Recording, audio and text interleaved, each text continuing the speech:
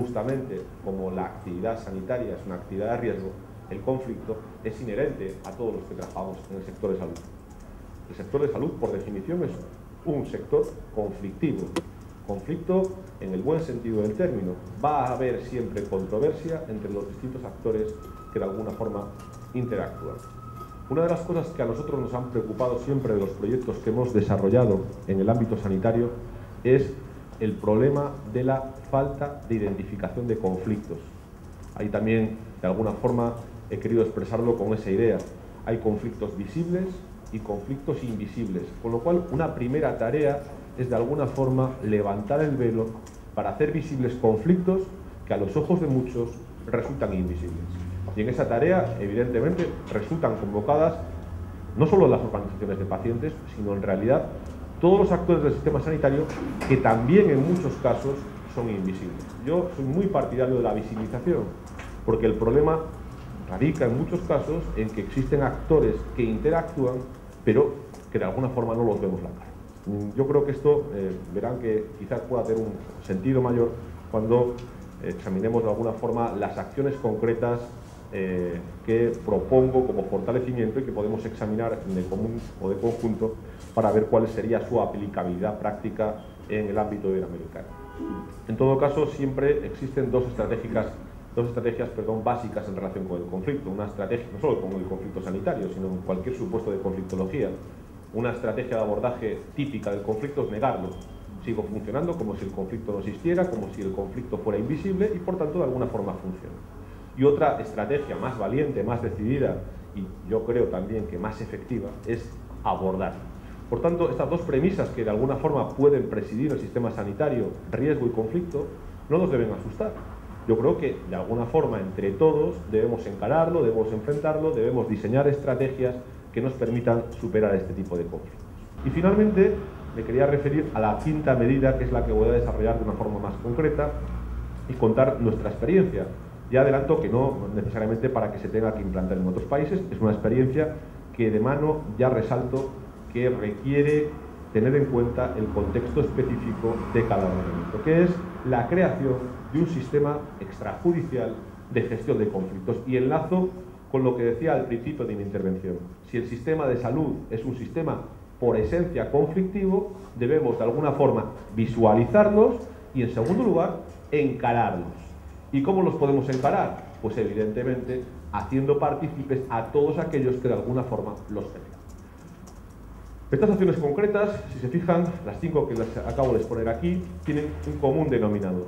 Por una parte, refuerzan en todo caso el papel de las organizaciones de pacientes, no son confrontativas, son colaborativas, permiten por tanto una estrategia cooperativa con el prestador del servicio que probablemente produzca resultados infinitamente más beneficiosos y tienen una tercera característica común, que es la mejora de la calidad objetiva del sistema y, aspecto también muy importante, de la satisfacción subjetiva del usuario. Ahora bien, difiere, como ya les adelantaba, también de alguna forma en su gradualidad. Hay acciones que son a corto plazo, a medio plazo, a largo plazo y también en las herramientas que resultan necesarias para ponerlas en marcha. Ya les digo que voy a centrarme básicamente en una de ellas, en la idea o el ánimo de que podamos luego en el debate elaborar alguna suerte de conclusiones o de documento de trabajo que se pueda circular, que pueda ser mejorado y que por tanto, y así concibo esta jornada más como taller y como análisis y reflexión que como una disertación principal como figura del programa. Vamos a analizar una en concreto que es el establecimiento de un sistema de gestión de conflictos inherentes al ámbito sanitario. Como saben ustedes, uno de los mayores retos que existen hoy en la sociedad y probablemente es un déficit estructural importantísimo es el acceso de la ciudadanía a la justicia.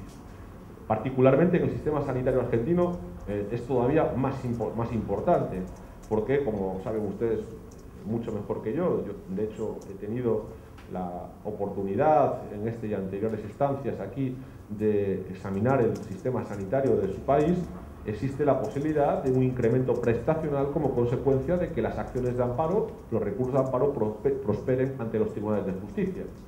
Con lo cual, de alguna forma, el ámbito prestacional de cada sujeto está condicionado por la posibilidad de litigar. Y eso, de alguna forma, es inicuo. Es inicuo porque no todos tienen las mismas posibilidades. Creo que este sistema podría estar alumbrado por este decálogo de objetivos, que podrían ser cualesquiera otros. O incluso no tiene por qué ser un decálogo, pueden ser menos o pueden ser más. Pero en cualquier caso podríamos quizá convenir entre todos que el sistema que gestione los conflictos, en el que tendrán que tener presencia, lógicamente, todos los actores, luego ya les adelanto que la primera labor es identificarlos, se debe caracterizar por la rapidez y por la disminución de la burocracia. Si la comida, hecho que ocurre en España, muchas veces está caducada, si la comida está caducada, evidentemente yo no voy a pedir el amparo de un tribunal para solucionar esa pequeña cuestión. ¿Qué ocurre? No existe ninguna instancia. Depende todo de la buena voluntad. A mí no me satisfacen tampoco las ventanillas. En España tenemos muchas ventanillas y muchos cajones llenos de los papeles que se presentan en las ventanillas. Luego tenemos que inventar algo distinto, proactivo, que haga cómplices a todos los actores.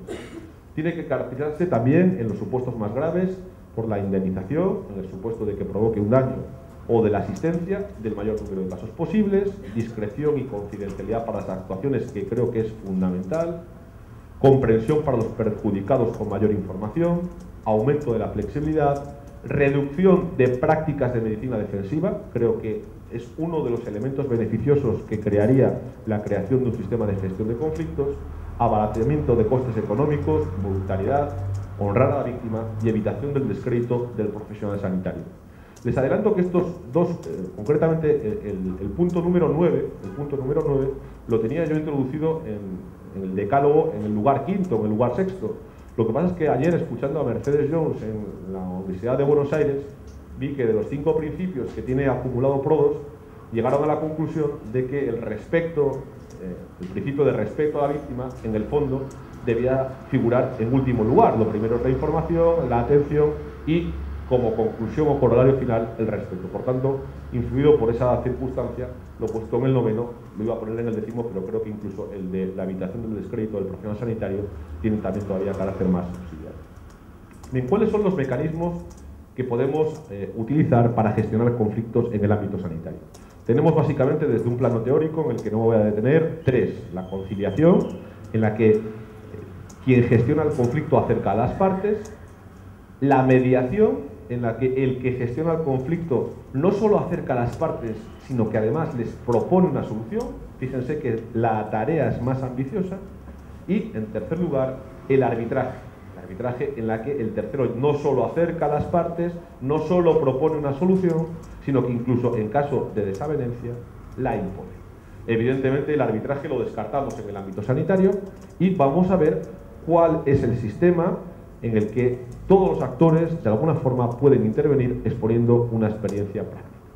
Nosotros en España hemos desarrollado el primer proyecto piloto de unidad integral de conflictos sanitarios, bien entendido en el que lo hemos desarrollado en un ámbito hospitalario, sin perjuicio de que creemos que también debe ser extensible a los conflictos en materia de atención primaria, que tienen un problema añadido de interculturalidad al que ahora no puedo hacer referencia.